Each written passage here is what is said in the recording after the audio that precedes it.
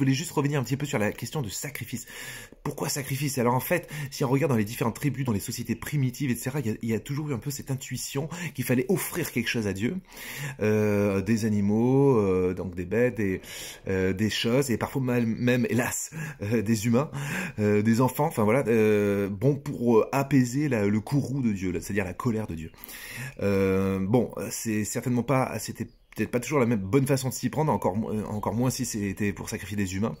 Mais il y a une intuition qui s'avère juste, c'est-à-dire que, et d'ailleurs Dieu lui-même a pris sur lui de se sacrifier lui-même pour nous. En fait, il a dit arrêtez, stop, vos sacrifices, ça sert à que dalle. Je vais me sacrifier moi pour vous. La dette du péché est tellement grande que de toute façon, vous ne pouvez pas la payer.